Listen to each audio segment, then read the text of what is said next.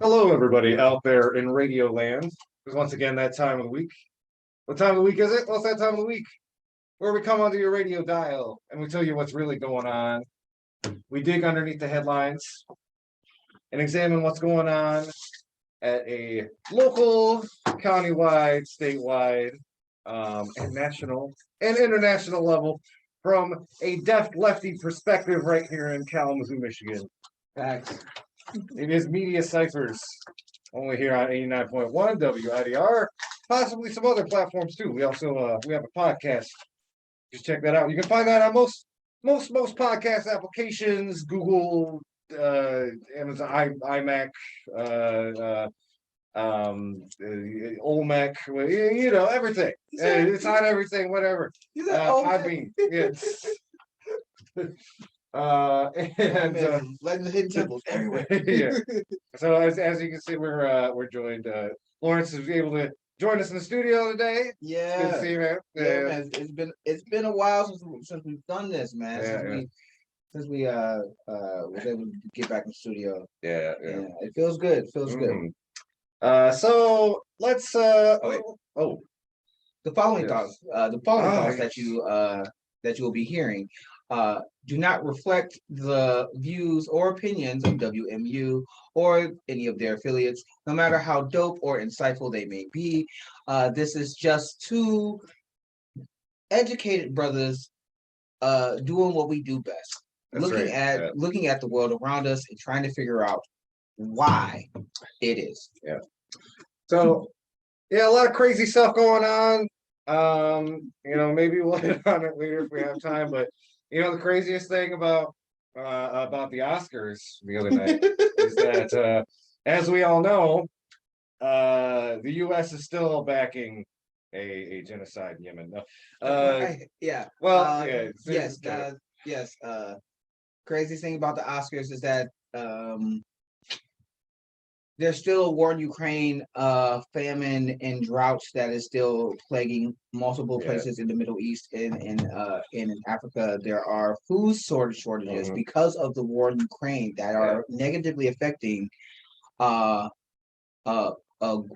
wheat and other produce that will be helping starving countries and starving children around the world. Yes. So, but also about the Oscars. Good example of media distraction. Yes. I mean, but also, Samuel L. Jackson got his first Oscar. That's crazy. He hasn't gotten one. Oh no, there's a bunch of great stuff I want to make sure that the positive things that happen at the Oscars are highlighted outside of the wildness that we will be talking about. But outside of that, man, the one thing that I want to talk about, and the thing that I think we should be starting with, is the fact that allegedly, fingers crossed, this is coming from the AP and other places talked about it. So did Democracy Now! That talks about it, that there are ongoing peace deals between Russia and Ukraine. Oh, good. Glad to hear that. That is a positive thing. Before we get into the wildness, I want to clap up that as a positive note, that less bloodshed anywhere is a positive note everywhere. So it really is, and when we get time to talk about later in the show, I did want to. There's a great article from Left Voice that really hits on how the conflict in Ukraine hits all of us on the street level, talking about like wheat prices, Ukraine and other parts of like southern Russia are a huge breadbasket for the world, and it has the fact that farmers can't go out and farm right now in that part of the world has really huge ramifications for all of us, particularly people in the global south. But the quicker we can get some peace, the better. So even if Putin is complaining about getting canceled, that was. So I just want to give a little bit more context on that. All right. Ahead of today's negotiations, Vladimir Zelensky was basically making sure to let them know that the sovereignty and territorial integrity, they're not willing to compromise on, but is open to discussing like neutrality and prohibition on Ukraine joining NATO. So they're like, so one of Russia's arguments was that Ukraine has to stop fighting, which was not was like, all right, cool. When y'all stop bombing us, we'll stop fighting. Yeah. Cool. Simple And enough. then one of the other things was Russia wanted East Ukraine, like the territories like Crimea and stuff are So like the parts of Ukraine that have a lot of from primarily Russian speakers, is that right? they're Okay. basically saying like Yeah. that's Russian territory and Yeah. stuff. Mhm. And like it seems like Vladimir Zelensky is like, Yeah. bruh, no, y'all tripping, stop. So they're saying like they basically want them to be in the same way that like how they did Crimea, saying like, no, this is our territory now, and Mhm. and the president's like, nah, son. Yeah. No. Mhm. Also, the one thing that I because we talked about this last time when I was on the show, how bad do you think the planning session was in Russia for them to think that this is where they're going to be at? Because initially, when they annexed Crimea, Mhm. that took what, a week, 2 weeks? Like it didn't take that long. Mhm. But like they got bogged down and they got bogged down and they're hurting because of the economic sanctions. The economic sanctions Putin has said openly has been hurting them. And the oligarchs, the Russian oligarchs are I think the big difference, like, some of the stuff Crimea had, there was a little bit of local support for either like having closer ties with Russia, there's like this election referendum. So you had at least like a base of local support for some of that stuff. Whereas this, like, it's a straight up invasion. And I think like even a lot of people who may have been like Russian speaking or pro-Russian, like, what are we, what are we, a minute, what are you doing? So like, yeah, it's a very different dynamic. It's like you talk about poor planning, and it's like we've talked on the show about how it's interesting, like this invasion copy pastes a lot of stuff from the U.S. imperialist playbook, right down to like, it's like, oh, they might uh kind of just framing it as an existential threat. They might have weapons that they want to use. A lot of they feared that Ukraine was going to attack Russia and that they will be greeted as liberators. If you saw any of the propaganda that they were spewing in Russia, I want you to I want those so again, a lot of very familiar talking points. Anybody who's followed like the Afghanistan or Iraq war. They will be graded, but we will be looked at as liberators. Remember, it was Cheney that told us back in 2001 that after 9/11, we will be looked at as liberators when we invade Iraq and Afghanistan. Yeah. And it's the same nonsense that they got. Yeah. See, they also copy pasted some of that great American incompetence. It's just look. So I think it's clear. I'm only taking this off because we're not being sponsored by this organization. I want to make this clear, and I want everybody to understand. We do not want. We are anti-war. If it's war in Yemen, if it's the genocide that's happening in Yemen, if it's Israel and what they're doing against with Palestinians and treating the Palestinian people as second-hand citizens in an open-air prison, if it's the stuff that we're doing with drones and special ops stuff in Somalia and other African countries where we have no business being there. If it's what's going on right now with Russia invading Ukraine, we do not, or same thing that happened with Syria when Russia attacked Syria. No, we're not okay with it. We want peace. We want peace. However we get there, the best way we can get there so innocent people can stop dying. Exactly. Is what we want. And it is the it's really who's been suffering has been the working classes of Ukraine and Russia to a certain extent, either via sanctions or some of the protesters out in Russia who've been being jailed for calling out the invasion of Ukraine. Yeah. Shout out to that's also the thing. Shout out to the Russian journalists who openly protest on their Russia state media, because that woman, I forgot that woman's name, and when I find it, and if I find it, I'll bring it back, I'll bring it up. But that woman was immediately put to jail, and those people that were protesting are going to jail for 15 years. Yeah.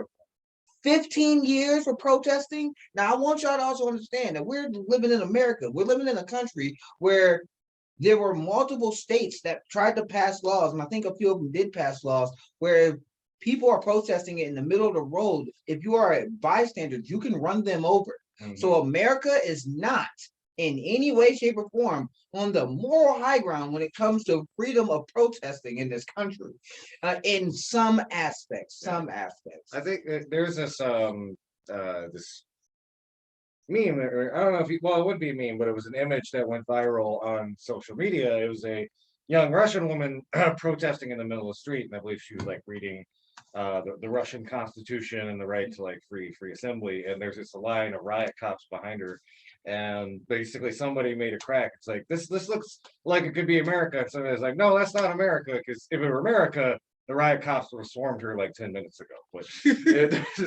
I mean, no.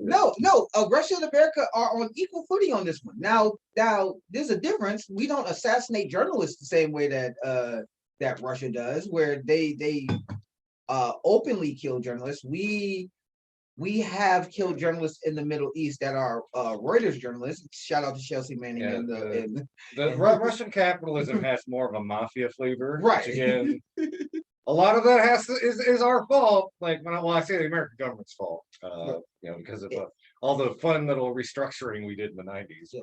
So yeah, shout out to, because if you actually look at the polling, I think it was last time I checked the polling, 50% of the Russian people do not agree with the war. Just like how you have extremists that are in the country, and people who believe the propaganda, because again, when you're fed propaganda, you don't get outside sources. You don't get outside sources. You believe what they are being told. But 50% of the Russian people do not agree with the war. So shout out to those people who are trying to create positive. Who's trying to find a positive way to get their grievances heard, that they do not want their country attacking another sovereign country that did not attack them. Mm-hmm.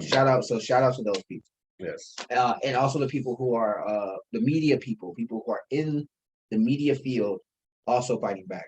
Now, the reason why I'm bringing that up is because there's been multiple stories, and shout out to Media Matters and The Intercept and some others that were showing journalists constantly asking the Biden administration, why haven't you tried World War III? Like, there were multiple variations of it. There's a highlight. I had it already pulled up. I had it already pulled up. Now I gotta find it. There was and also the Young Turks also did a compilation. Do you know how large? Do you know how many times something has to happen to be a compilation? Like Earth, Wind, and Fire has a compilation. You know what I'm saying? The Isley, Michael Jackson and the Isley Brothers has a compilation. You know what I'm saying? They have a catalog. So for the fact that Media Matters and Democracy Now! And the Young Turks was able to put together multiple media figures asking the Biden administration, hey, how about we do a no-fly zone? How about we do a no-fly zone over Ukraine? Have you tried a no-fly zone? How about we how about NATO actually goes into Ukraine and fights along their side? Have we tried actually using NATO power to push back? Because you said that you're not willing to use NATO, one of the questions that was asked to Jim Psaki and to Biden, because you said that you're not willing to use NATO forces or use American forces. Do you think you've emboldened Putin to go even further? Yeah. So I want to briefly contrast this with like, think of now I know this is before most of our times, we're elder millennials, and even this is like kind of reaching back, but I spent some time like watching like media from the like Cold War era media. And one thing they at least were responsible about is they were very trepidatious and honest about the dangers of nuclear war. You go back, you watch Walter Cronkite during the Cuban Missile Crisis, very clear. It's like, this cannot happen. This could lead to like catastrophic consequences. Whereas you fast forward to today, we now have a media. The fairness doctrine has been stripped away. We most of our mainstream media, all of our mainstream media sources are subsidized by corporate money and often defense contractors. So we are looking at a similar Cuban Missile Crisis type moment, but all of the media voices that should be there calling for de-escalation and responsibility are instead, like you said, urging these provocative escalatory actions that, as we talked about last week, a no-fly zone is a bad idea because if American and Russian forces directly engage, that exponentially increases the chances that, again, they're two nuclear armed superpowers. And the nutcase in Russia has already said that if other countries get involved, there will be backlash like we haven't seen. He's already warned that he will use nuclear weapons. What do you think a desperate man will do if he's not going to get his way and he's trying to hold on to power? So I'm not saying that we shouldn't back down. I'm saying that and this is the one time, like, we have bashed Biden, and we have constantly talked about the negative things that the Biden administration has done on this program. One thing that I'm glad that we're doing, because we're being objective, is also talking about the things that he does that is good. Getting the United Nations, even getting Switzerland, who's normally neutral, to agree to not just sanction Russia and Putin, but do the financial sanctions that's hurting the oligarchs as well. That's punishing their actions without escalating the violence. And it's not like it's not hurting the Russian people and the Russian economy. They're hurt. They are hurting. But that was the smart thing to do. And if for anybody who's, I've seen this also as a media take, for anybody who thinks that Trump, if this would have happened under Trump, think that President Jack O'Lantern would have done something as smart, you have literally lost your mind. This is, y'all have to remember, this is the same man that former President Trump is the same man who said that what Putin was doing was a smart thing, that he was a genius, and the rest of our intelligence agency were dumb. He said that at CPAC, I think. Right?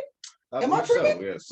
So, like, no. If y'all think that if you think that gathering the world together to do economic sanctions on Russia, to force them into the peace talks that we're in today, if you think that our former president, who said that we should put bleach in our bodies to fight coronavirus, would have done a better job than Biden, then you should do what your former president said and put bleach in your system to fight coronavirus.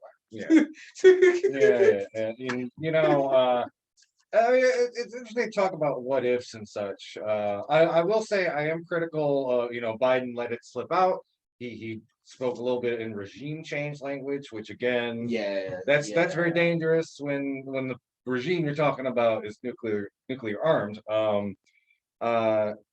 Real quick, just want to point out that, like, the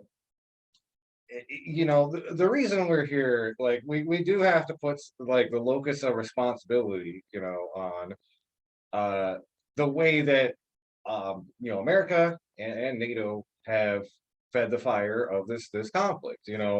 As much as we decry it is wrong what Putin is doing, our role in it, we were throwing wood onto the fire, and over the years, again, we go back to even people, certifiable war criminals who've been part of the U.S. foreign policy establishment for decades, like Henry Kissinger. Even he warned that NATO expansion was a bad idea. and it was very provocative, and would make Russia feel a certain way. And I guess I'll just say, like, as much as we can think about how a particular president is responding, it's part of a larger project and a larger array of interests that really wants to sideline Russia and make sure that we don't. America wants to avoid this becoming a multipolar world. We want to be the sole superpower, and anything that we could do to do that is like better for interests. Before we go on, I just want to briefly say, so we're not going to do breaks. I think it'd be easier for me to just do this. Y'all are listening to 89.1 WIDR or online at widerfm.org. I want to take a quick opportunity to let y'all know you can donate to Wider. Best way to do that, again, go to our website, hit on the donate tab. Anything that you can provide would be very much appreciated. This is, again, a very grassroots DIY sort of thing, student run, student led, or alumni like myself. Every little bit very much counts. And with that, let's get back to the coverage. So, you want to talk about local story? Yeah. Go ahead. Okay. Well, one thing I didn't want to hit on, I've got a local quick hit, and I apologize, I didn't get time to reach out to the folks who are organizing this, try to maybe get like some comments or an interview. Maybe we'll have something like that next week. But the workers down at Maru are organizing. That's the Maru sushi bar downtown, and they've been complaining, or not complaining, I should say. They have been talking about their working conditions, or lack thereof of the good working conditions. I think I'm going to go ahead and just read directly from some commentary on it. So the staff at Maru Sushi in Kalamazoo is on strike due to exploitative labor practices, unsafe and illegal working conditions, poor management, and poor compensation. Maru Sushi has already had a lawsuit against them for illegal tip pooling, where the company took money from servers to help pay for their back-of-house employees only. The upper leadership team, especially the owner, Robert Song, continue to be an exploitative, greedy, and despicable group that have put Maru location managers in poor positions to continue the mistreatment of Maru staff. This goes on to urge people not to order food from Maru Sushi in Kalamazoo, and to put pressure on all their locations. And there is a GoFundMe, currently trying to get like a strike fund for these workers. That's GoFundMe.com/Maru-Workers-United. So really important, it's interesting, Lawrence, to me. Like I think we've been I've talked for a long time about the idea of Kalamazoo service industry is huge. We're a college town. There's like a lot of bars per square inch. And to kind of quote Big Bell Haywood, if the line cooks and the wait staff put their hands in their pockets, they could bring the boss to their knees. And it's really inspiring to see some of those food service workers in town exercise their own power and demand for their rights, because again, that is a huge sector of Kalamazoo's working class, and it's a sector that's been desperately in need of some sort of organized or for a formal union for some time now. When I think of places like that are asking to organize and things of that nature, the first thing that I think about, I think of a couple different things. And first of all, the fact that they need to organize because they're not being treated as or being compensated for the work that they're doing. Says a lot about the management and the company itself, the owner and the management there. But B, the Democrats, the Democratic Party, and all of the Republicans, the 8 Democrats in the Senate, and all of the Republicans voting down a federal $15 minimum wage bill. Because you cannot tell me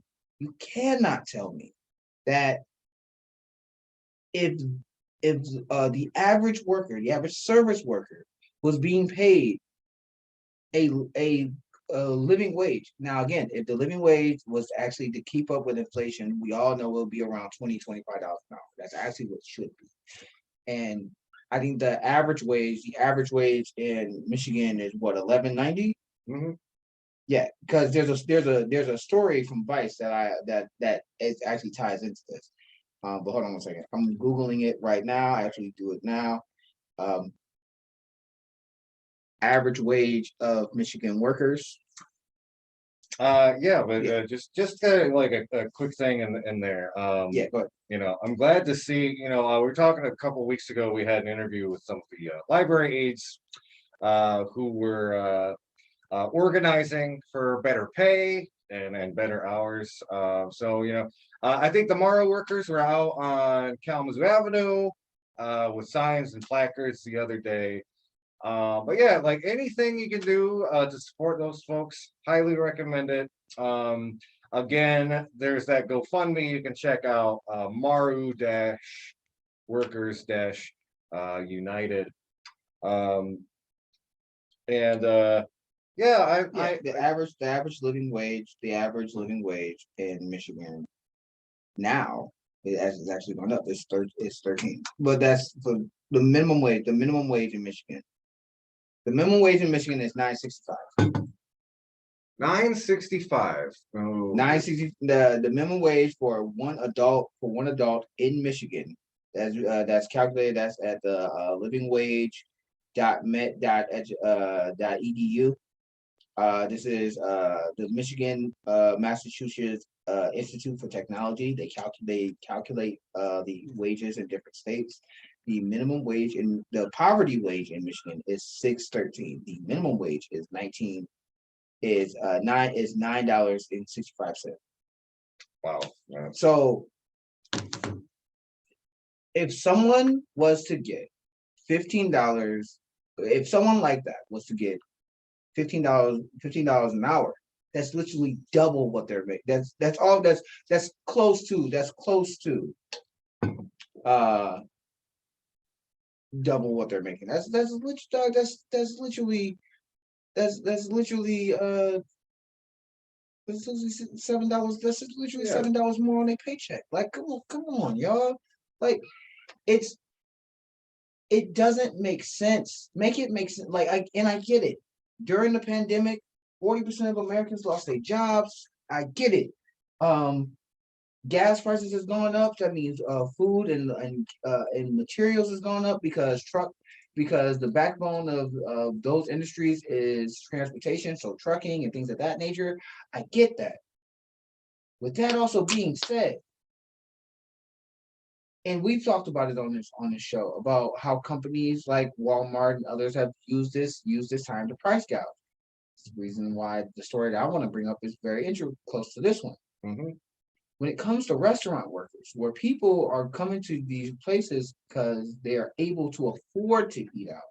We're not talking about people who are going to food banks to get food. We're not talking about people who they're choosing to go to like McDonald's or somewhere. I'm choosing to go to a sushi bar. If I'm choosing to go to a sushi bar, that means I have a little bit of extra spending money that I want to, yeah, you know what I'm saying? Mm-hmm. I want to put out there. But you can't pay your workers a living wage? Yeah. Like, That's nah, fine. son. Yeah. Nah, son.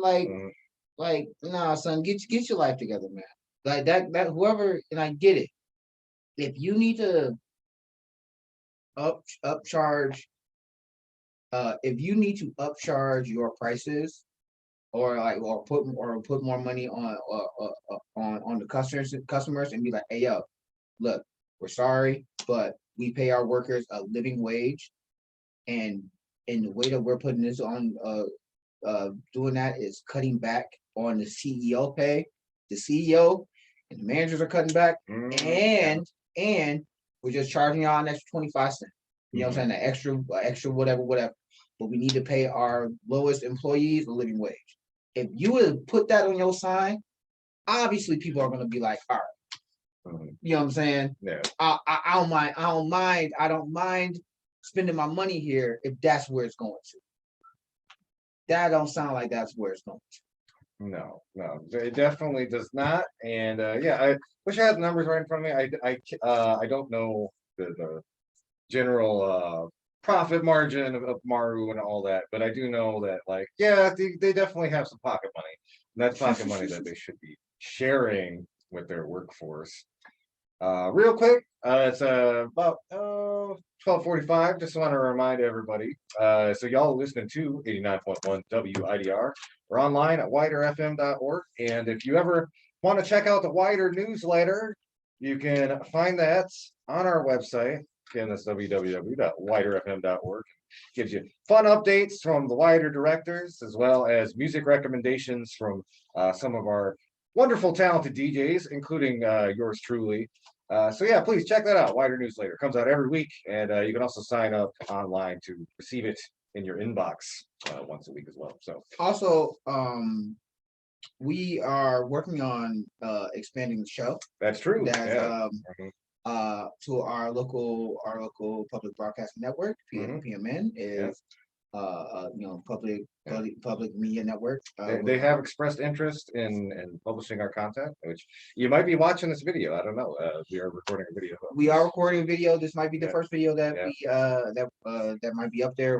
We're working on getting some other cameras and other some other mics, some other equipment, so that we can have this be look more professional. Zazz it up. I mean, everybody's doing their podcast from in their house or in their couch or stuff like that, and we're actually in a studio. So I mean, you know, getting it back a little bit. Okay, so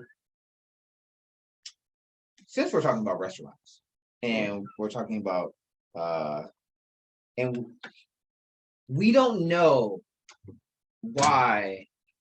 Like, we know that the people at the sushi bar here in Kalamazoo are organizing. They feel like they want to be compensated more. We know that. We don't know the internal memos of the CEO or the emails of that nature. We can't speak to their intentions. But Applebees. Are we feeling bad in the neighborhood? But Applebees. This story. If y'all haven't heard this is some heinous stuff. And it really is. The ruling class saying the quiet part out loud. Oh yeah. So it's not all of Applebees. So let me put that out. So it's not all Applebees, but it's an executive. It's an executive that owns multiple Applebees. In particular,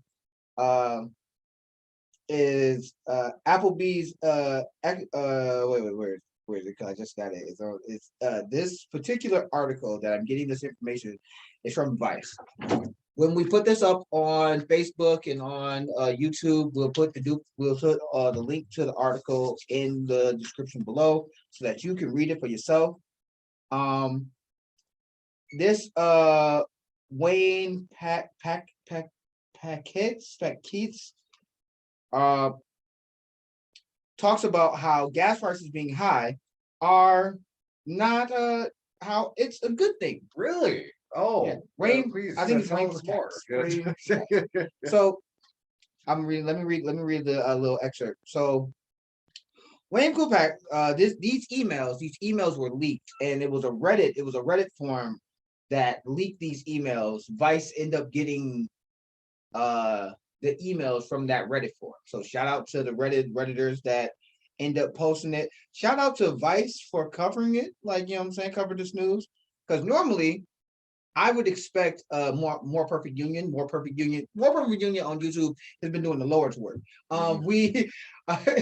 I mentioned them a number of times before. They usually do stuff like this, but shout out to them. So Wayne Katz, whose LinkedIn page describes him as a executive director of operations at Apple Central LLC, sent an email on March 9th, titled "Why Gas Prices Increase is Good for Hiring," suggesting skyrocketing gas prices will increase application flow and has the potential to lower our average wage. Wait, Oh boy. it gets worse. So first thing, before I even get to the next part, we just got done talking about the fact that 40% of Americans lost their jobs because of the pandemic. Mhm.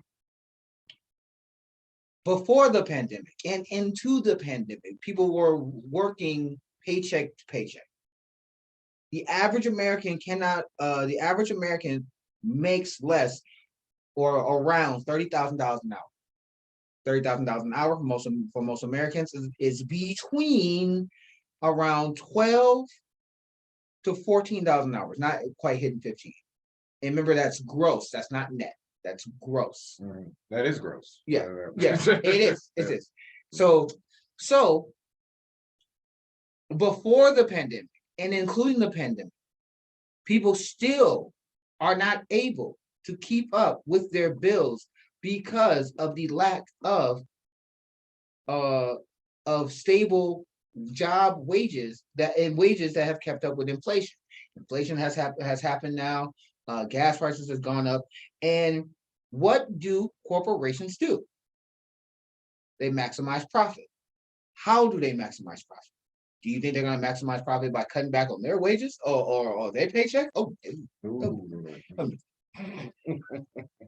Will they? But will they excuse this by saying we need to hike up the prices on our goods and services that we do? Yes, they have done that. We have talked about that. Walmart, Dollar Tree, and other companies have been doing that. We talked about that on the show today. But this right here is the other thing that they will do. They will squeeze their own workers to make a buck. We talked about that with Amazon. And this CEO also talks about it. So let me read you this next part. Right? Next part. Most of our employee base and potential employees live paycheck to paycheck. He is saying this in this email, not me. The CEO that's writing this is saying this in this email. Most of our employees and potential employees base lives paycheck to paycheck. Any increase in gas cuts into their disposable income. As inflation continues to climb and gas prices continue to go up, that means more hourly employees will need to work to maintain their current standard of living. He's acknowledging in the email that his employees, he's acknowledging in the email that his employees, the future employees and the potential employees won't have disposable income. We were just talking about people having disposable income and going to these restaurants to spend their money. And he's saying, we're going to make sure that we pay our workers so low that they won't be able to pay for their own food in our restaurants. He is celebrating that so that the company can make more money. I'm not done because it gets worse. Yeah. But anyway, continue before I go. Well, I was just going to say, so the actual workers' impulse, if gas prices, cost of living expenses are getting higher, you are going to want to get paid more. And in fact, this is what this is something that we talk about a lot on the show. The way that so many of life's expenses have increased over the years, while wages have stagnated, which is why so many working class people in this country are in the economic bind they are in. And this CEO is taking the most predatory take on it possible. Go ahead, Lawrence.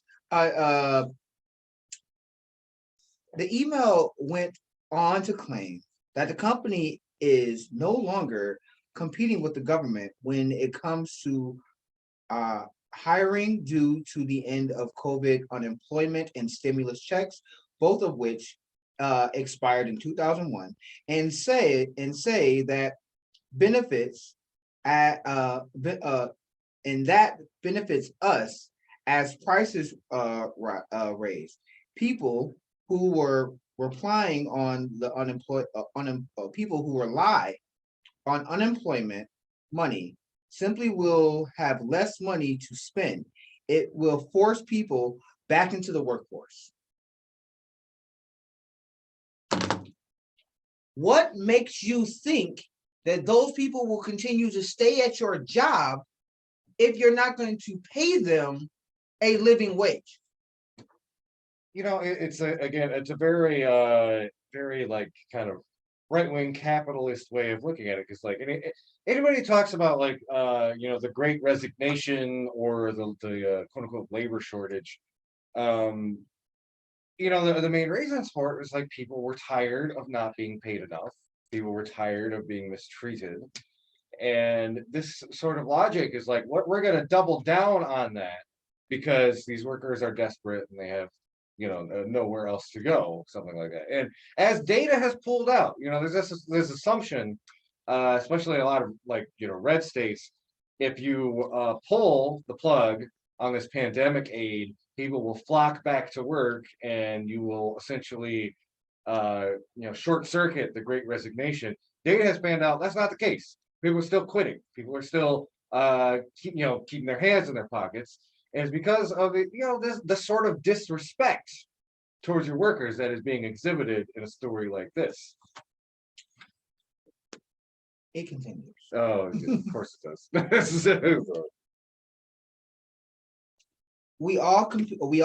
It continues in the email. We all compete to hire out of the limited application pool and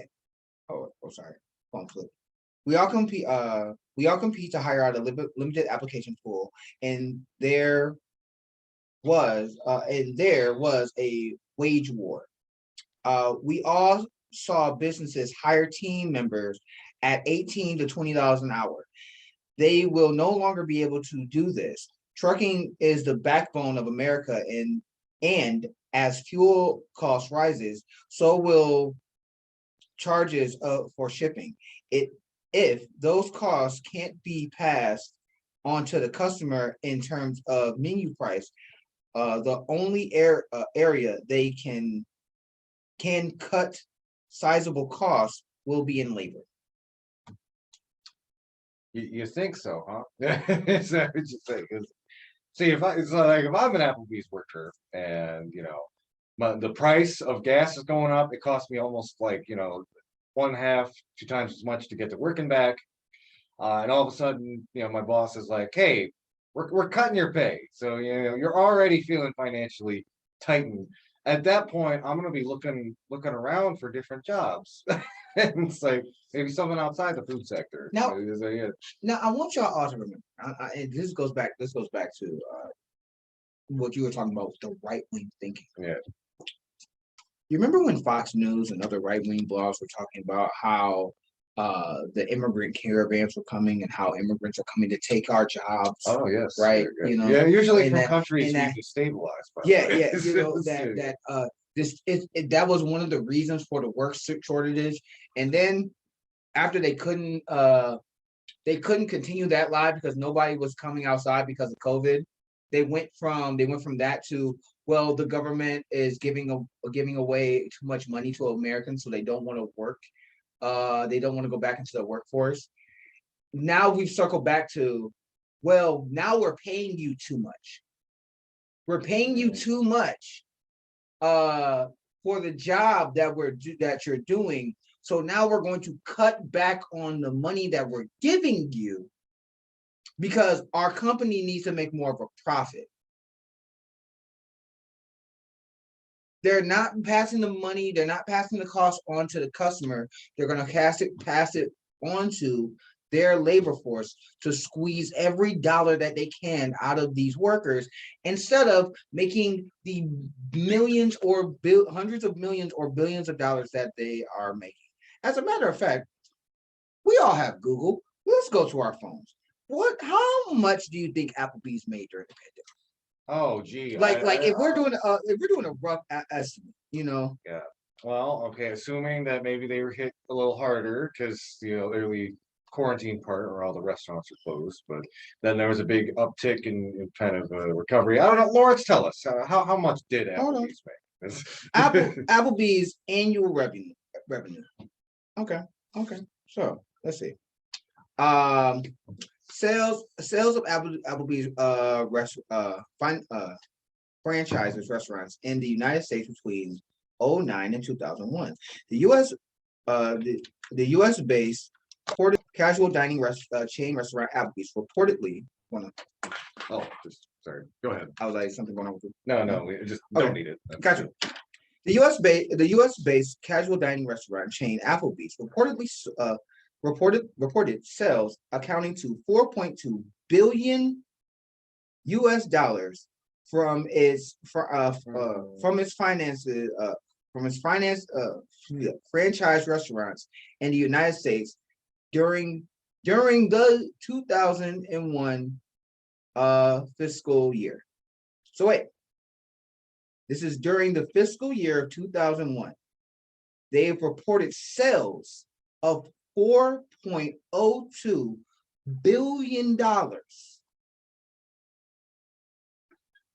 If you're making $4.02 billion, yet you are complaining about paying your wage workers $18 to $20 an hour, something's wrong with you.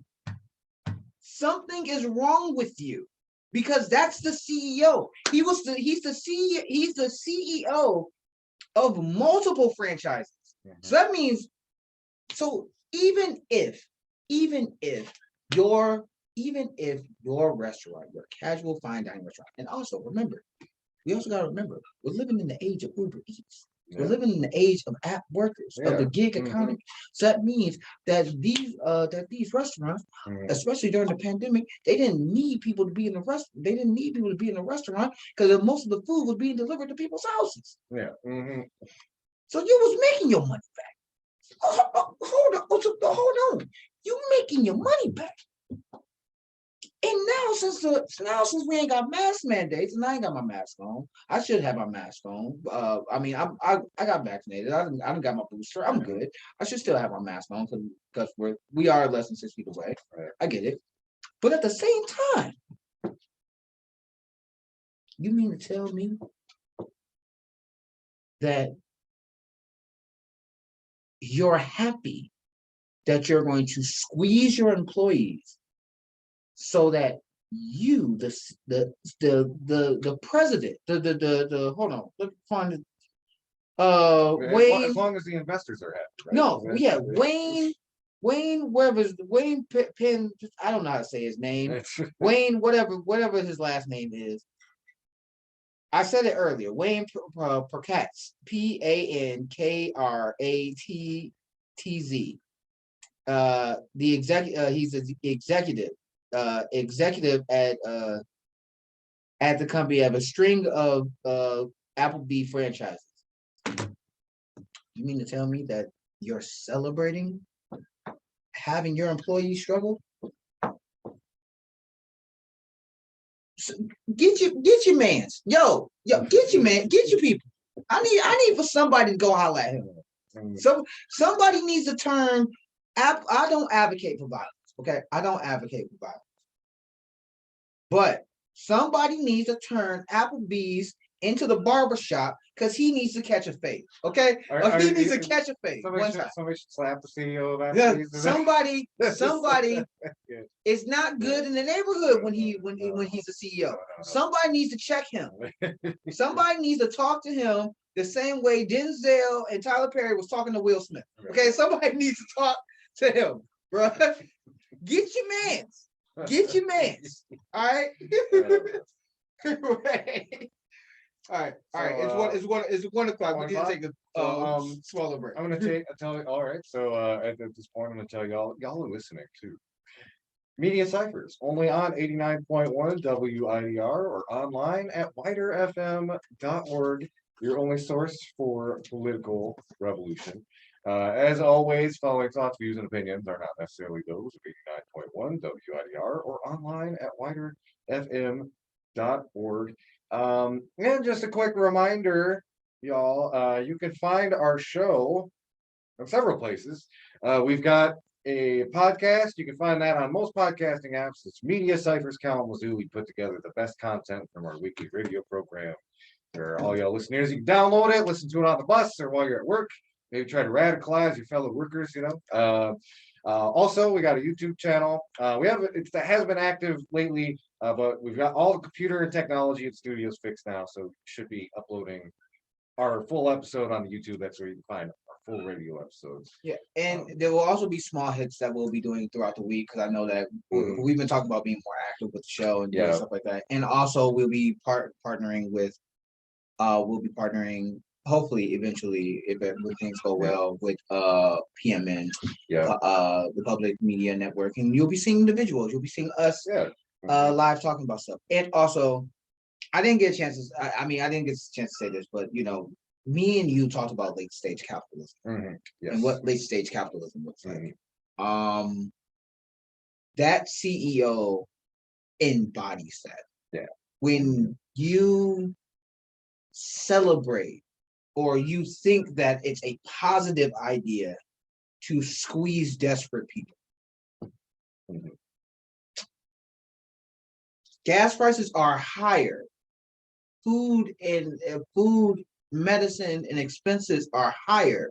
So we are going to cut the wages of our employees so that they are more desperate to work more hours at our company. That is disgusting. It is. Well, it's like the sociopathy that's baked in the capitalism. It's like, it is not designing a system that will provide the greatest benefit to the greatest number of people. It's how do we funnel the most profit into just a few hands as possible. And that's where that kind of thinking is. It's like, it's this idea that it's a positive thing to extract more money from the poorest of people, so that a few people at the top can buy some extra yachts or something. It's lack of empathy, and that's what the system is. Again, it's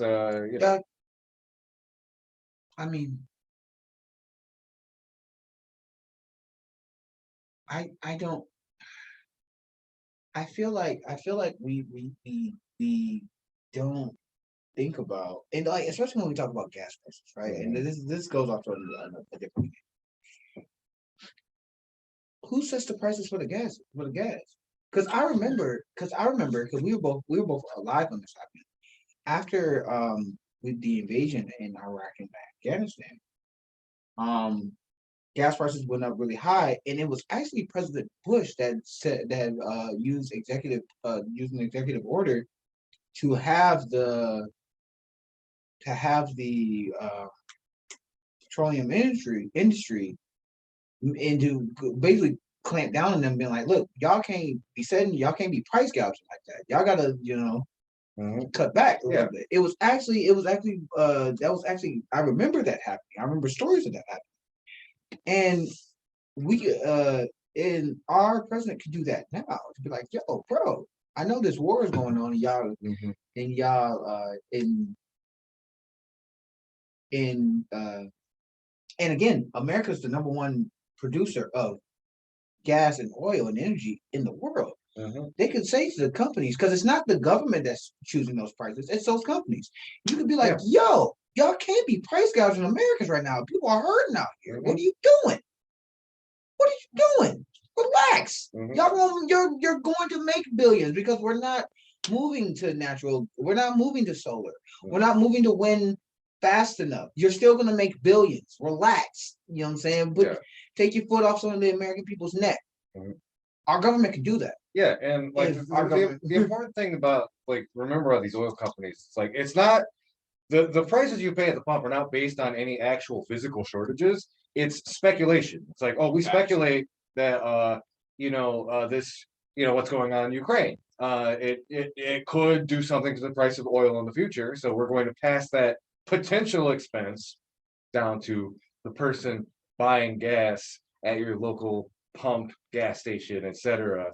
So like, yeah, it's not even well, I guess somebody would say like, well, it's a supply and demand, but as Hank Hill once famously said, you call that supply and demand, I call that screwing over your customers when they need you the most. Doug, Yeah. like, and I cannot tell you how many other hosts, like, and that's the thing because we talk about media. I cannot tell you how many hosts, but not just Fox News, CNN, MSNBC, that has literally said the reason for inflation is because wages are too high. Yeah. Ignoring the fact that inflation is not based off of, a lot of times it's based off of supply and demand, stuff of that nature. But also, it's not the wages that are too high the reason why cost is so high. The companies themselves want to make profit. They want to maximize profit. And we've seen, because of the pandemic, that a lot of our products and things that we need to survive, as medicine, food, water, etc., gas, etc., we can have it. We can have stuff delivered. We can have stuff. We can have stuff delivered. We can get UPS we can get the postal service. We can get Uber, whatever, right? If I already know that people are desperate, and this is one of the few ways that people are being able to survive, why? Why would I choose to make it worse for them? That's the thing that I don't understand. Why are you choosing or celebrating or even happy at the thought that the people who you are bringing in, who probably has families, they have children, they got wives, they got husbands, you know what I'm saying? They got parents who are probably old, you know what I'm saying? They taking care of folks. You're gonna force those people, you're gonna make it harder for those people to live and hang over the fact that their job is the only thing that they have to survive. You wonder why people get robbed. Like you wonder why violent crimes has gone up, robberies have gone up, things like that has gone up. You pushing people. You playing with people's lives out here. And you don't play with the wrong one, and the wrong one's not gonna treat you the same way. It's not gonna they're not gonna treat you the way that Will Smith treats you. You know what I'm saying? They're not gonna treat you how most of the time. They're not gonna treat you like how Will Smith treats people most of the time. Yeah. They're gonna treat you like Will Smith treats people when he's had enough. You know what I'm saying? You know what I'm saying? Like, man, no, nah, relax. Like, I don't know who's around these CEOs or the CEOs or people in these companies who, and I understand because they have a fiduciary responsibility to maximize profits, and they will do that by any means necessary. But at some point, there needs to be somebody to be like, look, y'all, we are good. Mm-hmm. We're making billions. We're making billions in sales this fiscal year. We're good. We can pay our workers. A living wage so they're not starving. We're good. Yeah. You know what I'm saying? Mm-hmm. But yeah. So I think next, if you want, I wanted the story about the Attorney General's race. Yeah, go ahead. Michigan story. For that, just real quick, another reminder, if you're interested in, let's say, if you want to become a wider DJ, best way to do that, you go to the wider website. It's www.widerfm.org. The whole front page will give you all the information that you need to find that out. We're especially always looking for student DJs, people, students who are currently enrolled at Western who want to come in and spin some tunes, or maybe have a talk show similar or dissimilar to ours. Certainly could always need some new blood. I just turned 35 and I've been on this lighter station for about 10 odd years now. So 15 actually. Started 2006. Anyway, we gotta upgrade it, man, so we can start. We gotta upgrade this so that we can actually make it look. That's all right. But with that, so I want to talk about this Attorney General story. And I'm gonna wrap this into some bigger issues. If you remember a few episodes ago, I had an episode where we featured a story from now Kalamazoo talking about Kalamazoo GOP elevating the big lie. And I thought this is important because this kind of ties into where the Republican electorate or Republican Party in Michigan is at when it comes to issues of that nature. But there's this article in MLive written by Malachi Barrett. It deep dives into the current Attorney General race or contest, or who's going to be the next AG nominee who's going to run against Dana Nessel in the next round of elections. And there's Tom Leonard, who ran last time. That was the closest of all the elections. He was right neck and neck with Dana Nessel for the final results were put down. And then Matthew DePerno, who notably is from right here in the Portage area. Unfortunately, some of his opinions are very whack. So I'll read a little bit from it, but. So Matthew DePerno, he's probably the more extreme of the two candidates, also less experience. And if you read from Tom Leonard's record, it's Tom Leonard and Matthew DePerno, those the two. Yeah, and Tom Leonard, like to his credit, like go to his Wikipedia page. You can tell he's a little bit more pragmatic. It sounds like he's done a few like decent things in his career. Matthew DePerno, he's like much less experience, and you can tell that Trump endorsed him largely because of how much he was shouting from the rooftops about the quote unquote stolen election of 2020. This article is very interesting because it talks about the dynamics of the Michigan Republican Party. There's people. Where's this article from? Oh, it's from MLive. Yeah. Attorney General contest tests Trump's power over Michigan Republicans. It goes on to talk about like just the predictions of people in the party. People prognosticating how much sway Trump's endorsement is really going to have.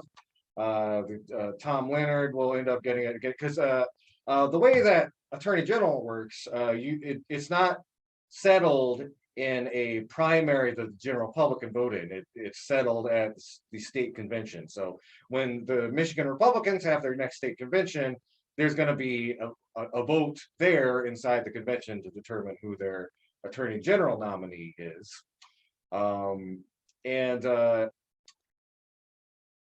There's importance to point. I'm just going to read like a quick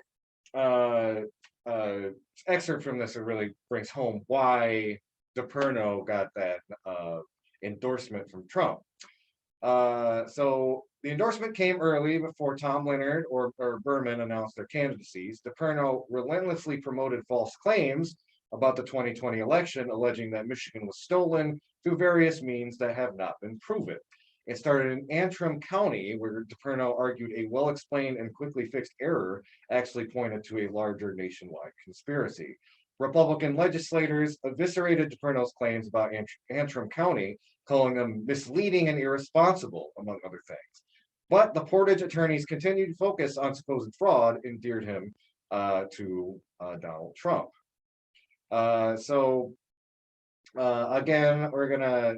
But even Tom Leonard is also kind of just to throw red meat towards this issue, favors a forensic audit of the 2020 results and has said that there are documented cases of fraud, though he's spoken more about the impact of procedural changes overseen by Democrats. So if you go to DePerno's got a website and he speaks out against such hot button issues as the stealing of the 2020 election, speaks out against critical race theory and stuff. And it's kind of frightening to think like what what he would do as Attorney General in that case. But it goes into these deeper issues. And again, we talked about this a few episodes ago. So why?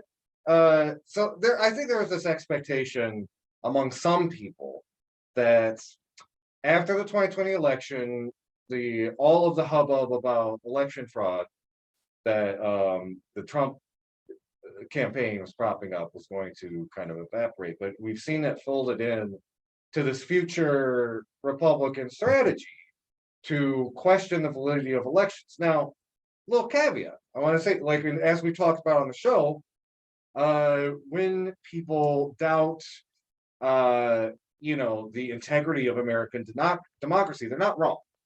In fact, I believe there was a study several years ago that we're ranked something like 40. We're in the 40s as far as like how much integrity our elections have based on global compared to all of the other countries around the globe. So American, the American democracy is not very good or secure. But the thing is, those have to do with reasons that Republicans don't really like to talk about. It's talking about money in politics. It's talking about gerrymandering. It's talking about voter suppression, which are all tactics that Republicans typically engage in with zest and zeal and try to propagate. The problem is the Republican rank and file voters, like the reason we've seen the sort of backlash against establishment politics in America is because it's become so obvious and we have access to information now that it's no longer possible for them to hide these problems. So what you have to do is come up with these alternative explanations for people to latch onto, so they don't point out the real problems. And it's funny, Lord. So like I was actually walking around downtown the other day. I was wearing this hoodie. Is like count every vote. It was like right around the 2020 elections. A lot of rallies and protests were going on around the country, just trying to make sure that votes would be counted, because there's a huge fear that there was going to be malfeasance in the election from the Trump side. And there was some of that, but we literally, I'm sorry to interrupt, but we literally saw that. We saw them after they were doing some of the recounts. We saw that they were literally doing some of the recounts, and some of the recounts they were saying, stop counting votes. Yeah, like we literally saw them do that. Then we saw them saying that we want them to count every vote. And while you were talking, it literally, like you'd literally see crowds, Trump supporters, depending on where the vote total was at. If Trump was ahead, there's like stop the count. If he was behind, it's like count every vote. Right. Very, while you were, I didn't want to interrupt you, but while you were recording, I was like, how many cases of voter fraud or fraud was there in the race, right? So I looked it up, and this is multiple source, but I'm just going to do PBS, and PBS is counting from the Associated Press. New reporting, the new reporting project from the Associated Press shows that is the big lie is false, finding fewer than 475 potential incidences of voter fraud out of more than 25 million votes casted. This is Jody Woodworth speaking to reporter Christina Cassidy from the Associated Press. 475 votes out of 25 million. Yeah. So Doug, we had more people in our graduating class than the amount of voter fraud that was found. Like what? Yeah. What? Yeah. Oh, yeah. So, like, come on, son. So just to return to my story, so I'm walking around downtown with my count every vote city. And this guy like tries to stop me. He's like, yeah, count every legal vote. Count every vote that's not from an illegal immigrant. And like, it's like, And it's like, I didn't have time. I had somewhere to go. I just told him, like, dude, I ain't got time to talk to you about right-wing propaganda. I gotta go. Usually I do try to stop and have a conversation with folks like that. But it's a perfect example of how, there's a sense among those people, those rank and file, like conservative-minded voters that, hey, something's wrong with American democracy. But, Republicans obviously can't tell them what's really wrong because they benefit from it. So they've got to tell them it's like, oh, well, illegal immigrants are voting, or Democrats are like fudging the numbers with machines, or any of these other alternative explanations that will explain to them the democracy problem, but it will give them reasons that are nonsense and do not conflict with the objectives, or again, the power gathering goal of conservative politicians. Absolutely, man. Absolutely. It goes back to the like you saw, well, multiple things. You saw that Fox News and Newsmax had to stop talking about Dominion voting and all that stuff because they were being sued because the courts found out that them lying, saying that the voting boxes and stuff were rigged and manipulating the votes. And when the company proved that their stuff was 100% right, they sued Fox News and Newsmax. And now they don't talk about that no more because they're in a lawsuit proving that what they were saying was absolutely garbage. And that also goes to the other right-wing propaganda of the Great Replacement theory. Think about what he said. Count every make sure you count the legal votes and not the immigrant vote. So but think about the lack of logic in that statement. We need to make sure that we count every legal vote, and because those illegal votes are going to replace me for voting for the person who I'm supposed to be voting for and getting the people who I know support my candidate voting for the person that I want them to vote for. That's not how voting works. That's not how our system works. Your candidate is supposed to convince people to come out and vote, even if quote unquote illegal people were voting in that election. That still does not change the voting the gap between Trump's numbers in the states that he won and the states that he lost. They weren't that close. They weren't close at all. It was hundreds of millions. It was hundreds of millions of votes, not tens of thousands, not hundreds of thousands. So you're saying tens of thousands or a couple million. I forgot what the difference was. You're saying that even if we stop every illegal vote in Michigan, because that's where we are, we're in Michigan. Every illegal quote unquote person. Fun fact though, at post-election, a lot of people did find illegal votes, which were mostly from Trump supporters who were trying to vote twice. Exactly. You honestly think, but that's the thing. You honestly think, because I want to remind people that some of the largest voting groups in our country are minority.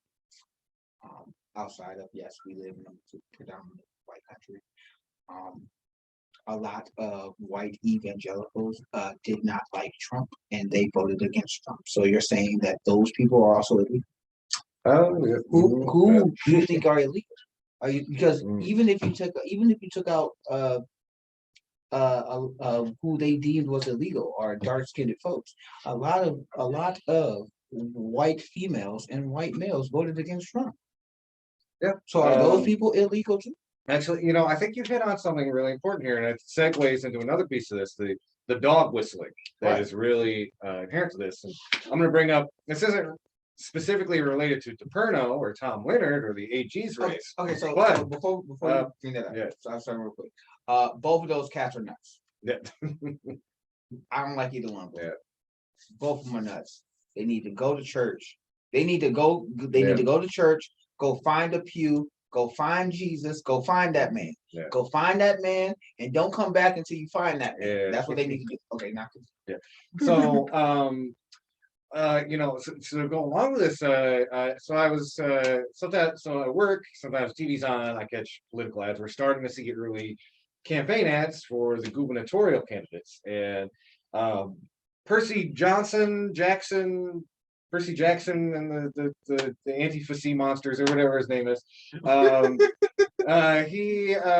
So he was running an ad, and by the way, this guy just looks like, and I know don't judge a book by its cover, but the way he looks, he talks, he's like a Batman villain. He looks and sounds like his campaign promises is just like, and if I'm elected governor of Michigan, we're gonna stop the Batman. Yeah, but so wait, he sounds like the Penguin?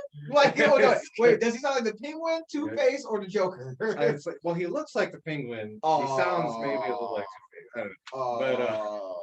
So anyway, he's running campaign ads, and you mentioned who is an illegal voter, and his ad is all centered around, it's like, we need to hold Detroit accountable. And he never spells out, like, accountable for what? What did Detroit do? What are you talking about?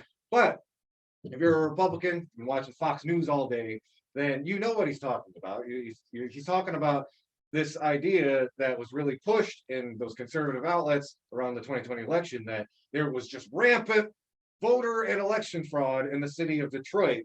Now, Lawrence, I think you know the demographics of Detroit. I do. So is this idea that all of these lily white counties in Michigan, there wasn't any trouble going on, but somehow we get to the predominantly black women and there's just election fraud all over the place. Not just not even appealing to the common sense that Detroit is a much more left of center city politically than the rest of Michigan. So it makes sense that there probably would not be a lot of Trump votes from the city of Detroit. But I mean, it's funny he says it about Detroit. It's funny that he says that about Detroit because the majority of people in America live in major metropolitan areas and in the lower UP, and a lot of that's on the east side of the state. But if memory serves me correctly, Kalamazoo went for Biden. Yeah, Kalamazoo was very blue. It's like I didn't hear same thing with Lansing. I don't hear any ads about holding Kalamazoo or Ann Arbor accountable, even though or Grand Rapids. Yeah. So it's amazing to me, and that's the thing. That's the thing about when I heard Tucker Carlson and other Fox News hosts pushing literally neo-Nazi propaganda, because that's what that is. The Great Replacement Theory is literally neo-Nazi propaganda, and when I hear Republicans pushing this new form of it, I have to remember, and I do this a lot, that not everyone who looks at the news and looks at political ads and media the same way we do. So they may listen to that garbage and they may believe that illegal immigrants are voting at such a higher rate. They may believe that, that illegitimate voters are voting exponentially. So that's why their side's not doing anything. The things that they don't tell you, and the things that I want everybody to remember when you listen to those ads, what are they offering you to make your life better? Yeah. What is the policy that they're talking about that will positively affect your life? Are they going to make sure that your wages are better? How are they going to do that? Are they going to make sure to write legislation so that corporations like the CEO of Applebees is not price gouging your wages? Because wage theft is a real thing. We talked about it before, how Amazon and other CEOs will not just cut wages, but tip workers, they will get their tips taken. from the companies like Applebees and others. You know, we talked about how the $15 minimum wage, you know, eliminate student loan debt and having free college and tuition, universal health care. The number one reason why Americans go bankrupt in this country is because of medical debt. Are we talking about erasing medical debt? Is universal basic income, reparations? It's any of these things that will positively put money in your pocket and make the material difference in your world. Are they talking about that? No. If they're not talking about that, then what they're selling you is snake oil. And that's what that dude was doing. Yeah, and I think it sets us up for a very depressing election season coming up in 2020. The midterms are coming up this year, next year. Because I think in large part what you're going to see Democrats are going to get obliterated. Yes, and Republicans are going to run against fake election fraud. They're going to run against this invented idea of what they think critical race theory is.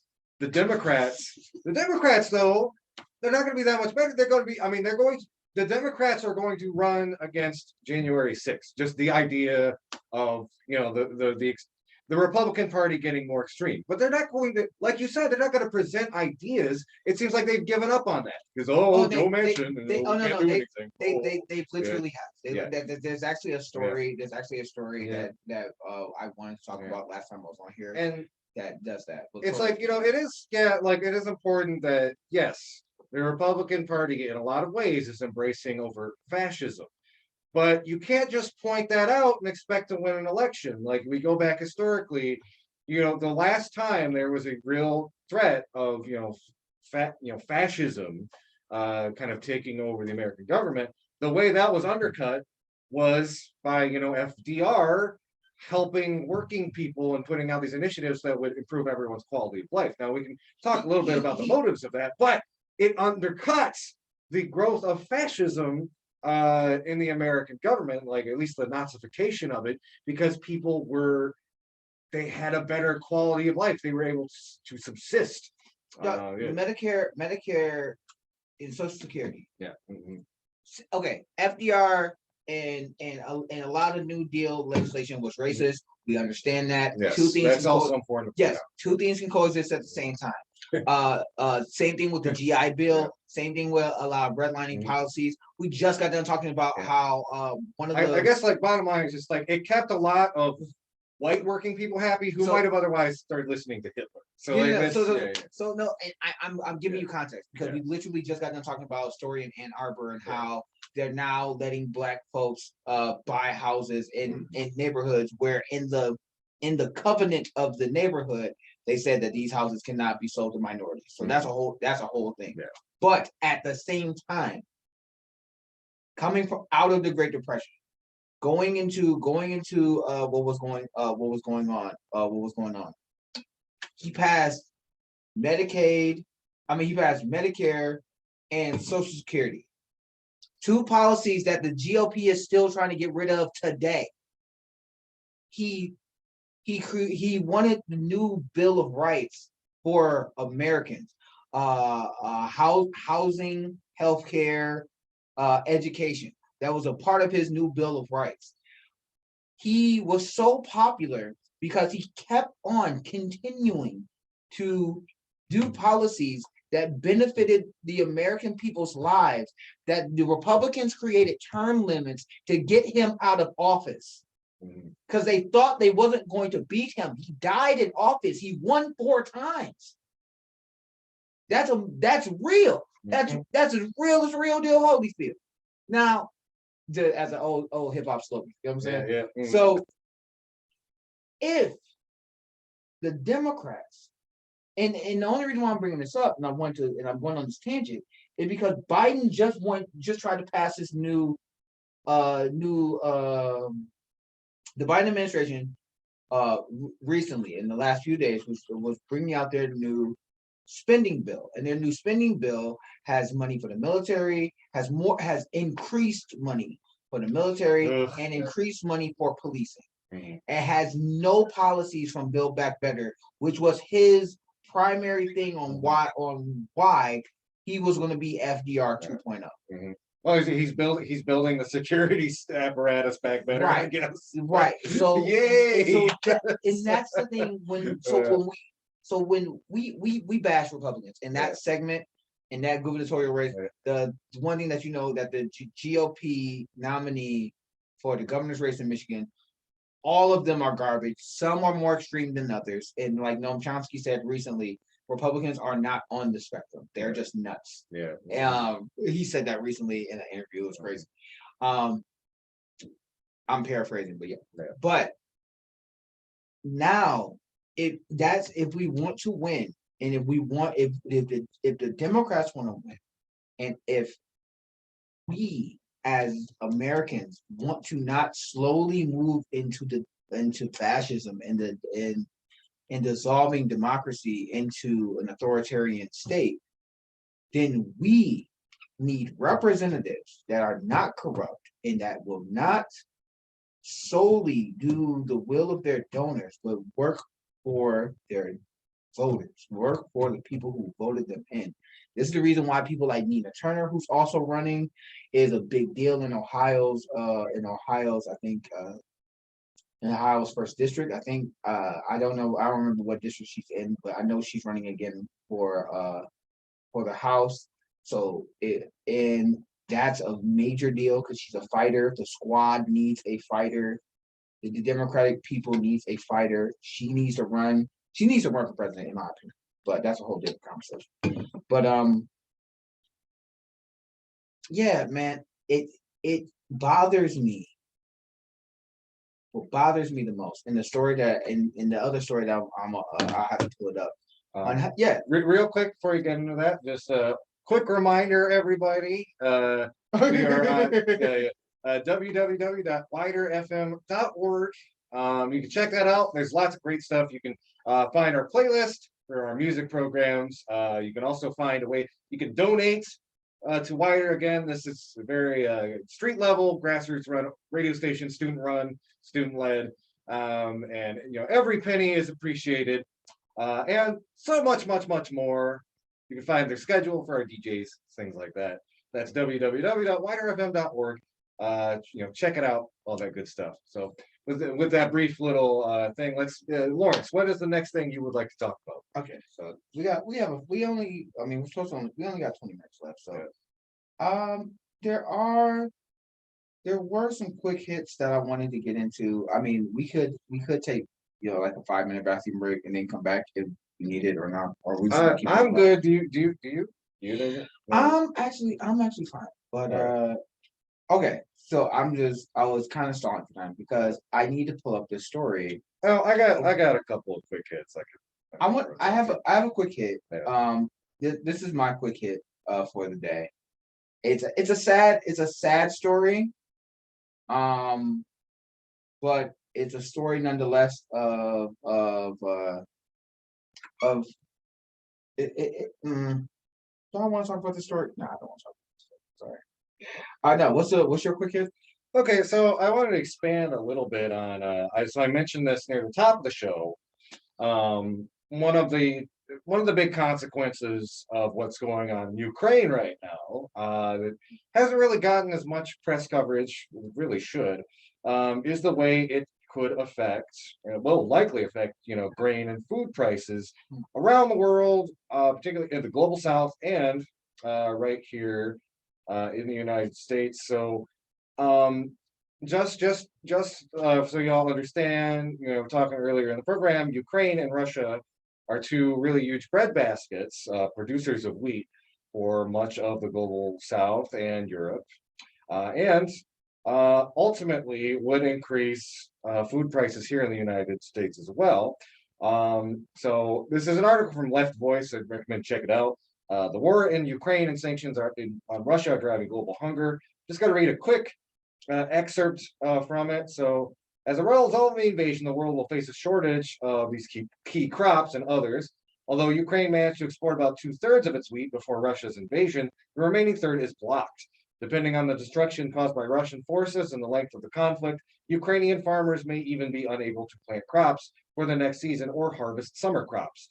These shortages have already led to a 21% increase in wheat prices and a 33% increase in barley. Market speculation is also behind these increased prices. When Russia invaded Ukraine, speculators aggressively purchased wheat and barley futures, a type of contract in which a buyer must sell a commodity at a future date for a predetermined price.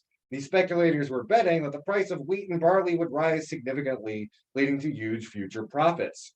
Because the futures market is signaling that wheat prices will be high in the future, members of the supply chain have stopped buying the grain out of fear that they won't be able to sell it when it gets too expensive.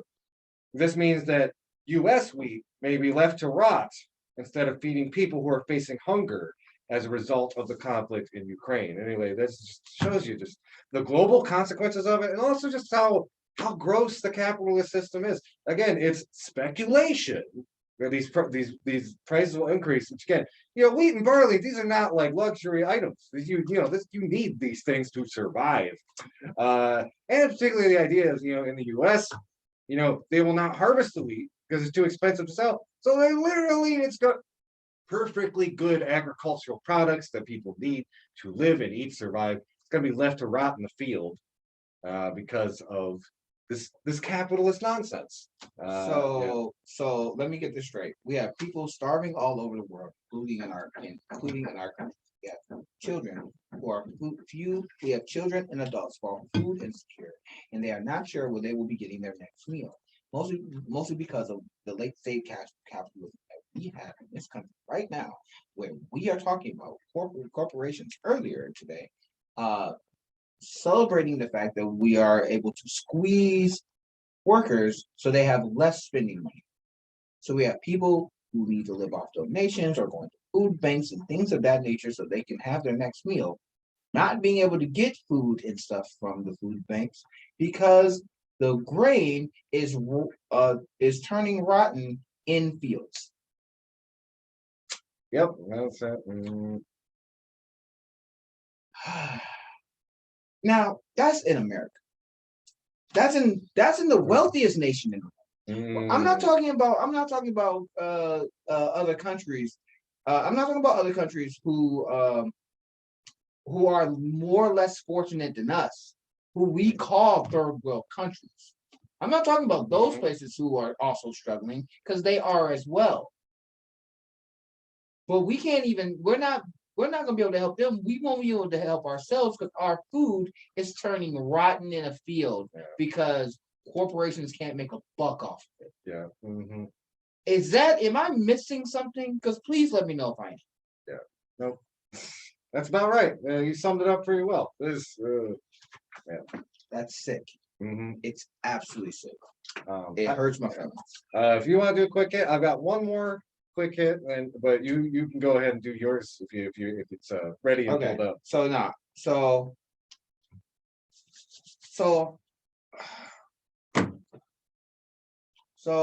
Marjorie Taylor Greene and Herschel Walker.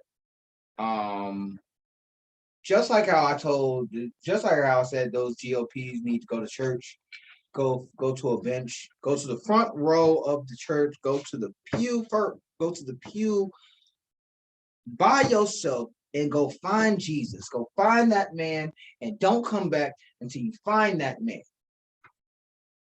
Both of them have made recent statements. Now, for those who do not remember Herschel Walker used to be an NFL player, actually a really good NFL player. I think he was a Hall of Famer. And he's running for for Congress, I think. And they're both making very garbage, more than garbage, beyond garbage, the highest pinnacle of hot garbage takes I have seen in very long time. First with Marjorie Taylor Greene talking about how at a rally, and I don't remember where the rally was, but she was at a rally saying that Pete Buttigieg can take his bicycle, electric car, and his husband and stop invading our children's bathrooms. Yeah. Oh, Oh, wait, no, it gets worse. So I wanted to play a game of whose statement was more stupid. You have that one, and then you have Herschel Walker, the Black NFL Hall of Famer, talking about how, hey, we need to if you elect me, I'm gonna make sure that we stop this critical race theory. We're gonna stop this defund the police, defunding the police, and I'm gonna support our people. And I'm gonna support so I want to know, and please put it in the comment section when you see this video, because we're gonna put it up on YouTube and on Facebook and all that stuff. Who had the dumber statement? Now, I'm going to make sure to put up the two statements in particular, and we put them in the chat so y'all can hear it for yourselves. I'm paraphrasing right now on the dumb comments that these two are saying. But my God, are both of those people fighting it out for who's the dumber Republican? They are, and it's not like they don't have competition. Madison Hawthorne and some other ones are also in that race, but in the race so far, in that 100-meter dash to hit the wall, those two is neck and neck. They are neck and neck. So I'd say two things these statements have in common. They're both pretty dumb, but they're both like tied into a lot of these long-standing conservative talking points. Marjorie Taylor Greene, it ties into this whole like gay panic thing, which we've seen very recently. They've kind of moved the focus of their kind of gay baiting rhetoric towards trans people. I guess they felt like they lost that culture war, so now they've got to come up with a new boogeyman. And the thing that Herschel said is, again, also pulls directly from this campaign to toxify critical race theory, which, as we've explained before on the show, critical race theory actually is basically it's a legal theory that lawyers learn about in law school. Nobody's teaching your grade school kids this stuff, and it's about how how does the history of racism in America affect legal outcomes, and again, very data based field of study, etc. They're both dumb, but they're both based on these Republican strategies of weaponizing people's general ignorance or their inherent prejudices for electoral gain.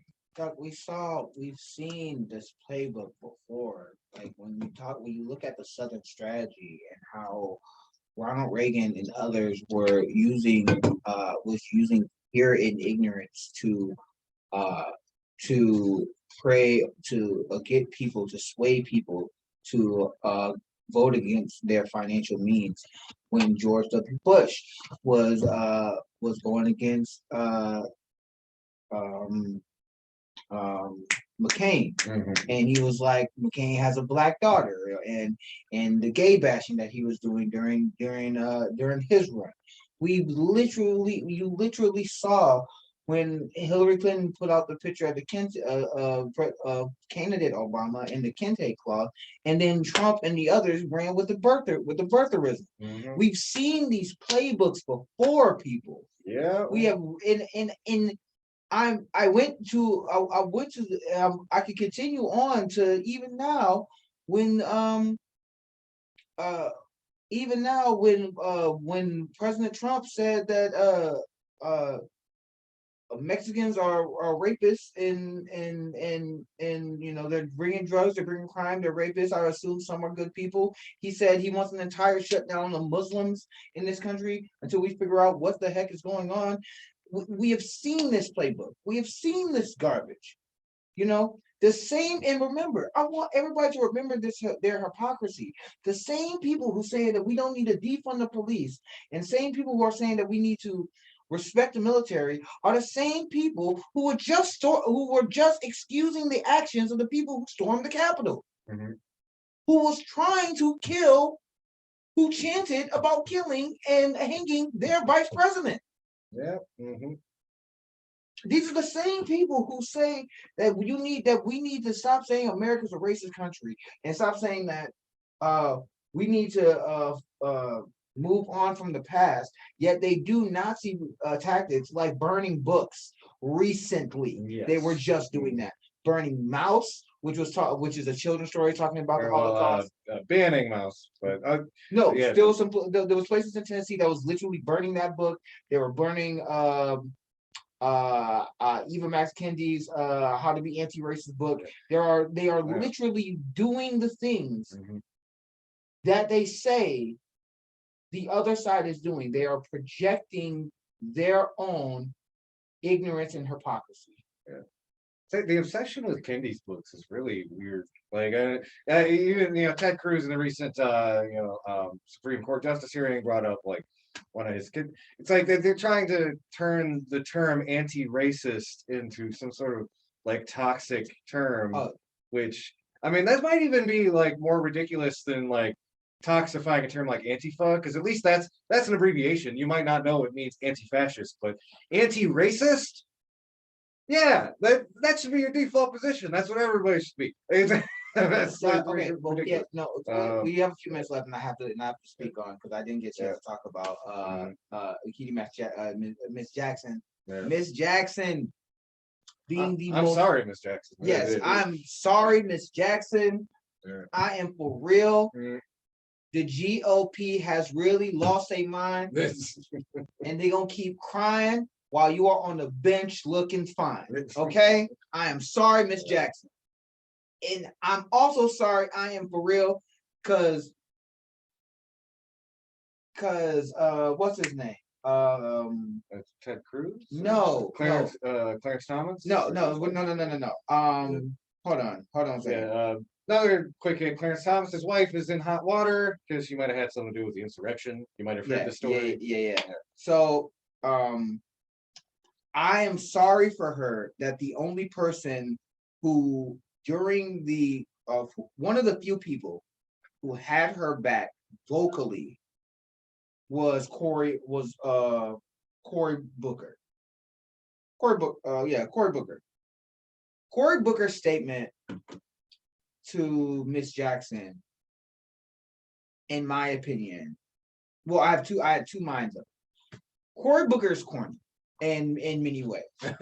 Yeah. But he's corny in the way he delivers things because he tries to be he doesn't know how to just speak like a normal human being. Yeah. You know what I'm saying? He's very he went to the politician school. Yeah, he went to the politician school of speaking of things. So that's in many ways that's why he's corny. But with that being aside, the statement that he said to the statement that he was making and how he had Miss Jackson's back that brought her to tears, the material that he was saying, that through resilience, through excellence, through hard work and drive, this woman with a lot of people helping her and in her own inhibition, then got herself to this position and got herself all the way to the Supreme Court. And the way that she's been patient with Republicans, and they've been asking her about what is a woman, should little children think about be reading books that's making them think about their race. That moment with Ted Cruz, where he was just like, do you believe that babies are born racist? And you could just see the look on her face. There was a pause, and it's like, this is one of the dumbest things I've ever been asked. No. The pause. I gotta be professional. No, the pause is what every Black person has ever had to do when one of their coworkers asks them to touch their hair. If one of their white coworkers say something to them, and they're like, I need this job. I want this job. Let me please stay professional and not. It's when keeping it real goes. We saw what keeping it real goes wrong, and we're gonna talk about that in a few minutes. But we're gonna talk about what happened when keeping it real goes wrong in a few minutes. But Miss Jackson is arguably the most qualified person, a public defendant. We haven't had a public defendant on the Supreme Court, someone who's actually defended normal people, not corporations, but normal people, is amazing to me. She represents in many ways. As cynical as I am about the Supreme Court and politics, that is a good thing. Yeah, I know. I have other issues about some of the things that she's ruled on. We can do a whole breakdown on that on the next show if we want to talk about that. But this is a historic moment. When I see her, I see my sister and the struggles that she had to go through. I see my mom, my grandmother. I see my aunties, my cousins. I see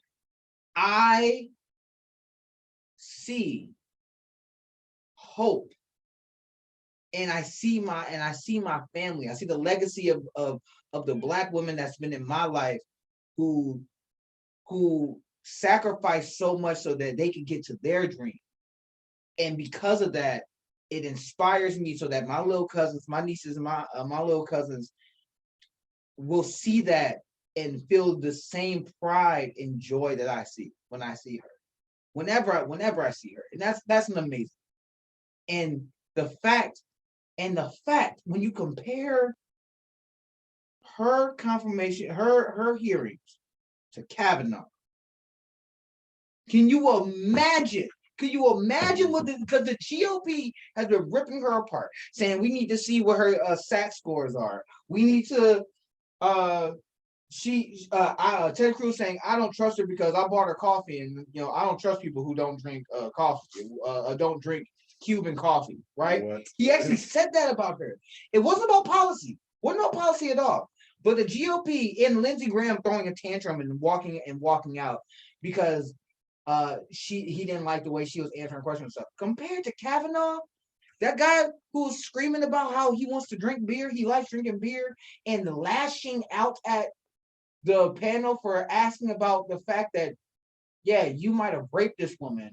Why should we let this dude who raped this woman on the Supreme Court? What are you doing? Can you answer these questions? Yeah.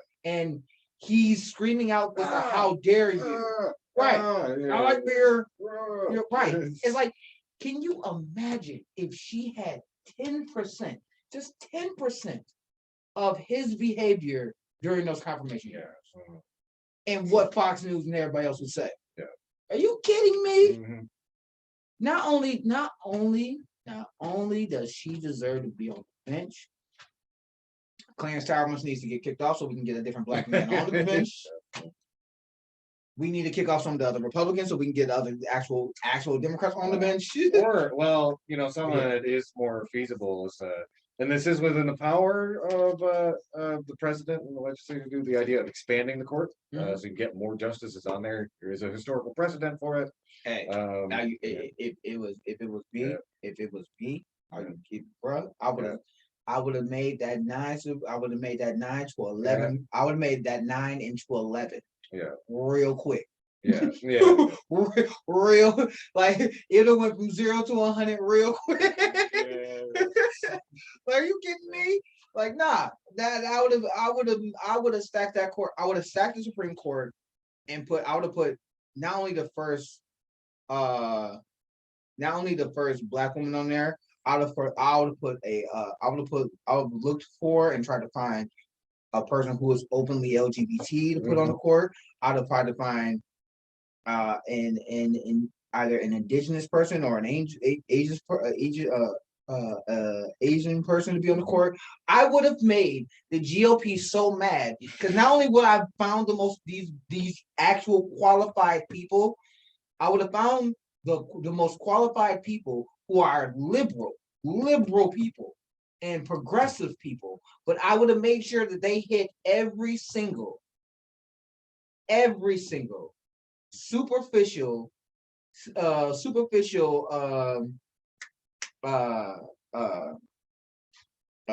stereotype that they already think it is. So they already think I'm gonna pick a Black woman. I'm gonna pick minorities. You know what? I'm picking all minorities. Not only am I picking all minorities, all of them are qualified. Be angry. I want you to be angry. I'm just imagining the idea, like if I were picking some justice, just some Marxist legal scholar. Oh, like, bruh. is it true that you once referred to George W. Bush as a war criminal? It's like, yes, that's correct. Oh, bruh. Legally speaking, that is Are correct. you kidding? Next question. Are you kidding me? Not only am I getting Katanji, Yeah. I'm picking somebody who's not even going to law school. I'm putting Dr. Cornell West on there. Talk to Dr. Cornell West. Let's put Dr. Cornell West. Lie to me and tell me that in those hearings, Dr. Cornell West would not be schooling those folks. Are you kidding me? Like, I'll put Dr. Cornell. I'd have had Angela Davis. I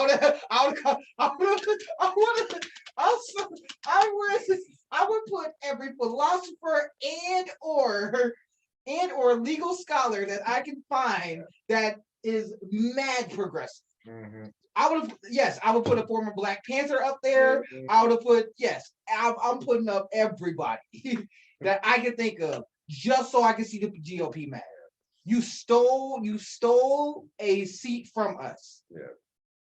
Will pay you back in kind. But all right, so we are a little bit over time, but we started a little late, so we'll do a few extra minutes if you want. So we'll push it maybe like 2:10. 2:10, 2:15. Yeah. Let's do 2:10. All right. So I know other things. So I did want to hit. I had a quick hit here that I think is really important. Okay. And so this goes back to COVID stuff. And COVID is still a thing. COVID is still a thing. And this is really important because it's the ramifications of what we were talking about last week, where the federal government's dropped the ball. The pandemic response funding has run dry. There's currently no funding for all of the emergency response stuff that the Biden administration was getting a lot of kudos for doing early on in the administration, but now there's very little to no funding for it because the federal tap has run dry, and this has very specific implications for working class people. And I wanted to point one of these out. So if you are uninsured, if you do not have insurance, you're worried that you have COVID-19, you want to be a responsible neighbor and go get tested. Uninsured Americans, because of this federal funding being dried up, are now going to be charged $125 for a single PCR COVID-19 test. The PCR, that's not the quick test, that is the more reliable one. They check your that's the one that can take like up to 48 hours to process. They test your body for antibodies.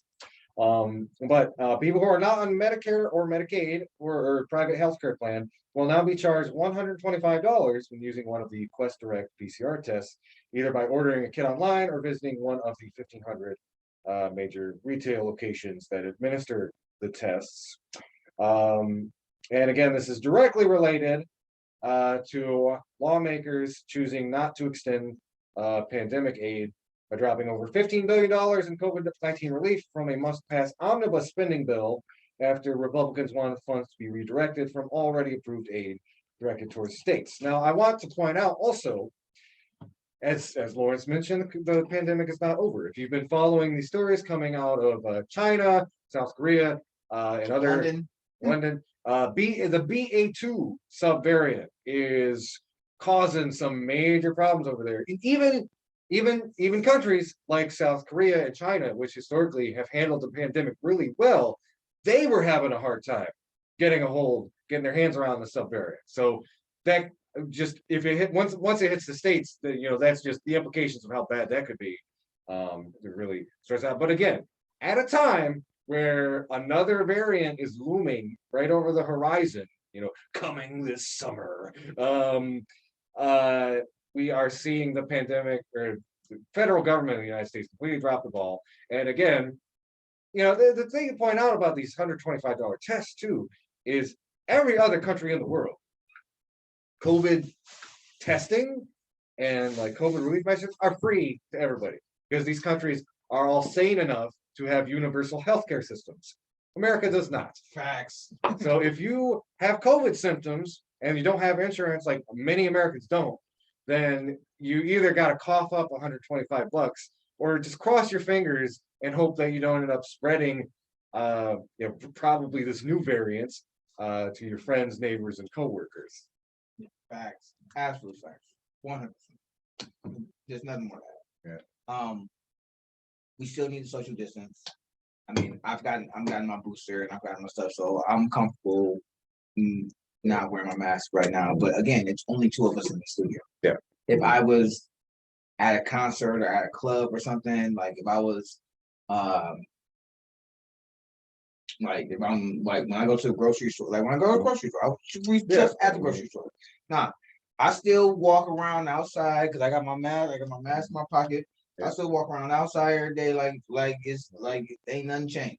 Ain't nothing changed but the time in the year. And just a local note, Kalamazoo Public Schools did just officially repeal its mask mandate. It's now optional, which again, as I mentioned, may cause a lot of problems once that BA2 variant hits America's shores. Really.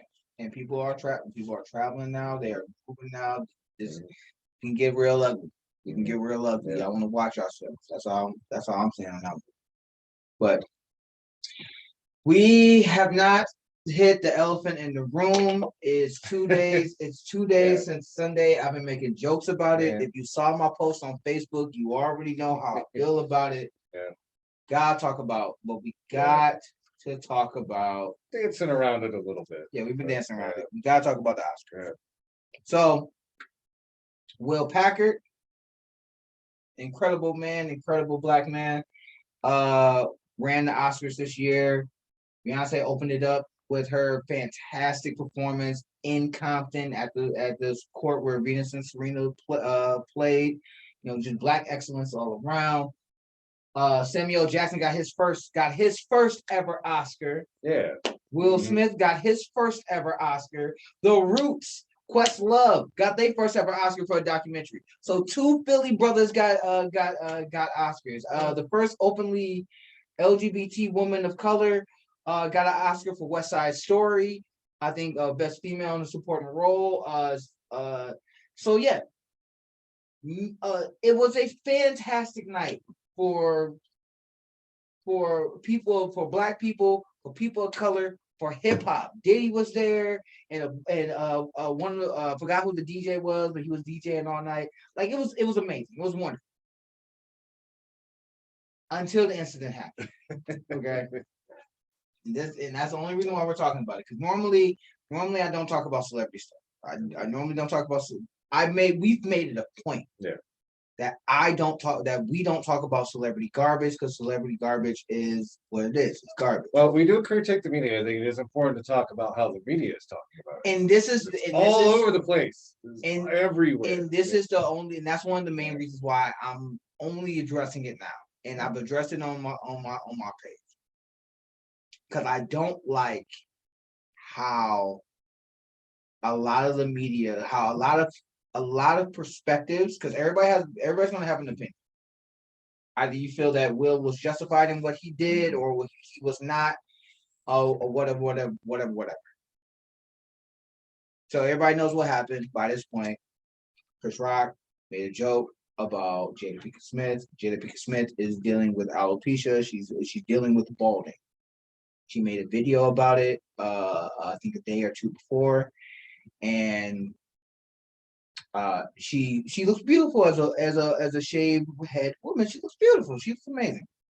And Chris Rock made a joke about her because she was wearing a green outfit, saying, G.I. Jane 2, can't wait to see it. They're saying that he didn't write the joke. It was actually somebody else that wrote the joke. And if you've ever been a host that has hosted shows before, if there's jokes and stuff that's in there that someone else written before, we've already seen it. And he's already made jokes about her before, during the Oscars before.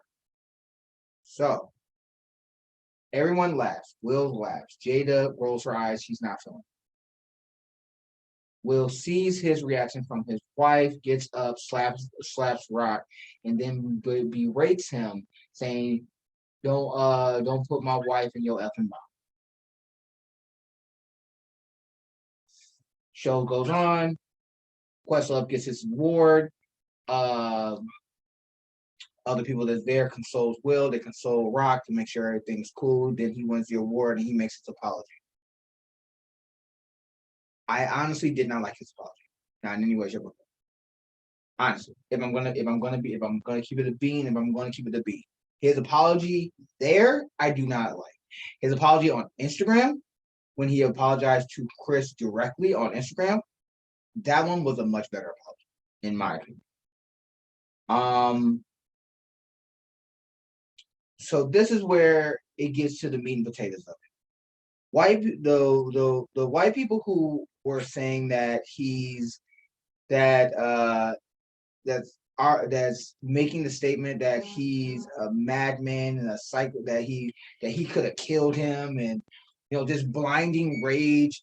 When I see all that from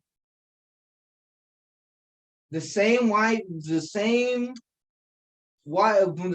people that was okay with Harvey Weinstein for all those years, them same white people who also excused a lot of garbage in Hollywood that they knew about, that they didn't say for years. That man, in a 30-year career, we have never ever seen angry or belligerent or act out of character. In 30 plus years, he has one human moment because his wife is dealing with a medical condition, and somebody spoke on it, and he felt disrespected, and his wife did. Now, I'm gonna say this: I don't condone what he did. Don't condone violence here. I'm not for violence, even though I might joke about it. Not for violence. But you cannot dictate how someone's going to react to a joke. Even all comedians say that. Chris Rock also knows that. Also, Chris Rock 100% needs all the credit in the world. That man is a GOAT. He's undeniably professional. And his chin is stronger than Deontay Wilder's. And for him to not say a joke back, to keep it going, to keeping it be professional, is a testament to that moment. Will was out of character. We know he was out of character because we have never seen him do something like that in 30 years. No, actually, no. Correction. The only other time he's ever slapped another man in public was when he was in Europe and that white dude tried to kiss him. Someone forcibly, the dude forcibly tried to kiss Will. Will slapped him. Like, no, what are you doing? What are you doing? Stop it. So when I see that, I see the ignorance of, this black man was being violent. This black man doesn't need to be around any. We need to cancel Will. This black man is being violent. I'm scared. I see that from white liberals and white people in the comment section, and I'm like, y'all are ignorant. I don't got time. That's really the thing I want to say is like my response. Like the white liberal pundit class needs to take several dozen seats because all of there's just all these cringeworthy think pieces that are like relitigating and talking about this in just very weird directions. I think like the thing is like going back to violence. There's this really weird discourse around violence that's emerged from this slap. And I've seen like these think pieces that are like, how did that feel to domestic violence survivors? Or even worse, trying to like make some sort of weird geopolitical parallels. Like, it's like, Will Smith is kind of like Vladimir Putin slapping Ukraine or something. Right. No. Yeah, absolutely wild. Yeah. Absolutely. Let's be clear on this show. There is a difference in degree of a not that very hard slap to somebody who just insulted your wife versus like the kind of imperialist violence that is being perpetrated either by like Russia or the United States. These things are not comparable. And it's like, how sheltered do you have to be to imagine that they are? Like, it is really like disgusting and really weird. No. And also calling him a domestic abuser. I want to remind everybody. Imagine what kind of violence you might be capable of home. It's like No, I want to remind everybody. Will and Jada has literally talked about everything. They talked about how they've both put hands on each other in their relationship. They've talked about how they've dealt with the fact that they've been married. Will dealing with his first wife before marrying Jada. They've talked about their sex life and all the stuff, especially last year when it came with the whole entanglement talk with her sleeping with another man. They have literally been painfully transparent to the world. And if they've never seen, none of them has ever seen that. So it goes back to, and this is the other part that I do not like. I don't like that take that you were just explaining. I don't like the take that I see from a lot of Black people. And this is coming, and I'm coming at my people for this, but not just Black people, but other people who saying, you're right. You should, no, he was 100% justified. No, he's not. Chris is a comedian. He's one of the greatest comedians of all time. Chris Rock has literally walked in the room and started talking and cracking jokes about everyone. That's what he does. It's not cool to slap a person while they're at their job, regardless of what they've said to you. Unless they've actually physically harmed you, you do not physically harm somebody else. Because if that wasn't Chris, and somebody else said that joke, would Will still get up and slap that person? And if Will did, there was a white dude that said that, Will wouldn't have been able to go sit back down and get his Oscar. Will would have went to jail that night. Let's keep it. We gotta keep it as being, and we gotta keep it a buck.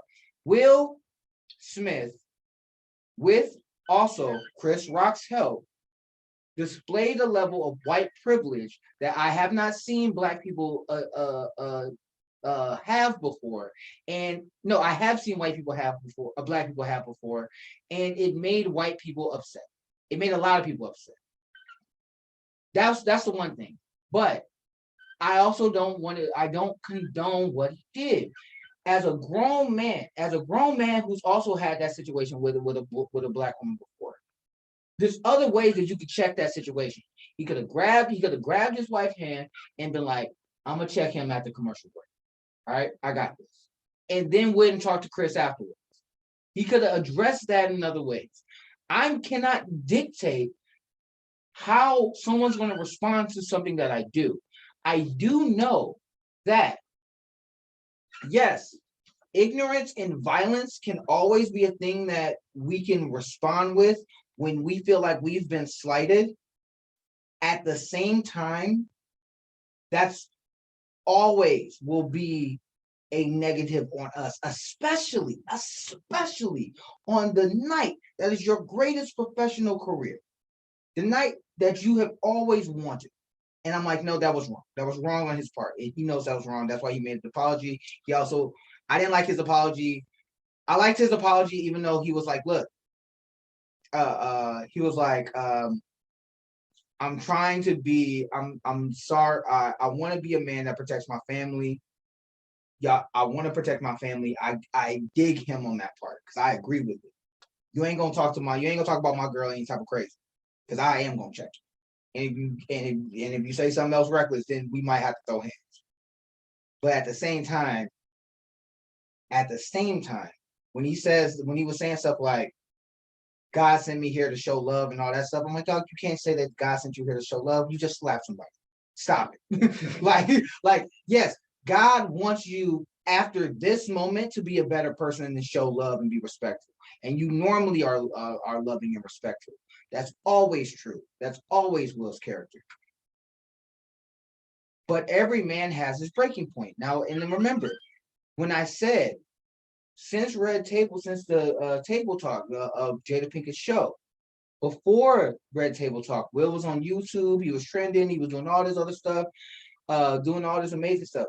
Since him and Jada decided to be painfully transparent with the failures that they have had to do as a couple, it shows you the humanness, the human nature of a man who's been the butt of jokes for like the last year, of demasculization, of you letting another man smash your wife and all this other stuff. And he hit his breaking point. That slap, in my opinion, wasn't about Chris. That slap was Will being made fun of, being ridiculed, being called lame, all this stuff, all the crying memes and stuff. Yeah. All of those all the insecurities that he has boiling over, and him saying enough. It wasn't right. He ended up taking it out on somebody that didn't deserve it, and who was a good sport about it. He knows it wasn't right. That's why he apologized. But I understand how we got here. And that's what I need other people to understand. And that's also the last thing. Folks, don't be stupid. And don't be stupid. Don't be a Karen and a comedian starts roasting people in the audience and you feel some type of way, you want to go up there and see that comedian. Because some of these comedians are from the hood, they will knock you out. Look at, if you don't believe me, DC Young Fly is he's on Wild 'N Out. He's a part of the 85 South Show. There's a video of him in the South. He's at a comedy club. He's doing a set. A dude walks up on him, wanting to pop smoke, and tries to get on stage and pop smoke. DC tries to throw hands with DC. DC knocks him out. Don't be stupid. Do not be stupid. People out here ain't playing. Because also, and that's the other thing. If you think Will was justified in throwing hands on Rock by saying, "Don't put my wife's mouth," because if he would have just said that, "Yo, don't put my wife, don't make fun of my wife, don't put my wife's mouth in your name," because she's dealing with the disease. Chris didn't know that she was dealing with disease, but let's say y'all feel like she's justified, that he was justified. Cool. Is anybody that was in Chris's entourage justified on swinging on Will? He just slapped this man on national TV. By that same logic that you just disrespected and embarrassed his wife, dog, you just embarrassed my man in front of national TV when he was doing his job.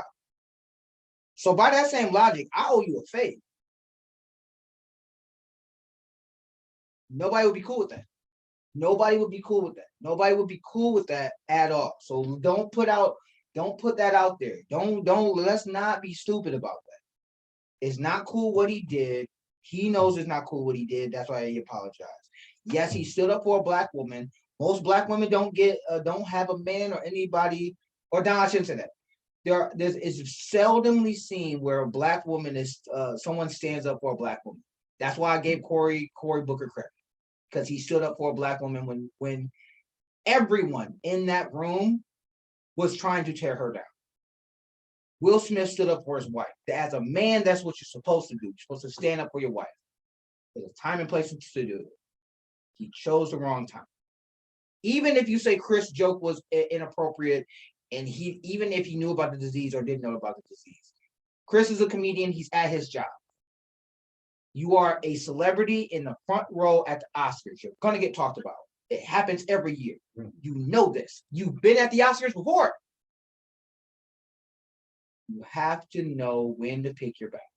And that was just a wrong time for everybody. It overshadowed all the other amazing things that happened for black people at the event, for black and brown people at the event, and LGBT people at the event.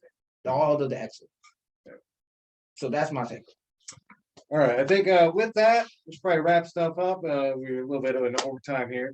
I want to thank y'all for listening and potentially watching this. We'll see if it pops up. Again, quick reminder, you can find us online at YouTube. You can find our Facebook page.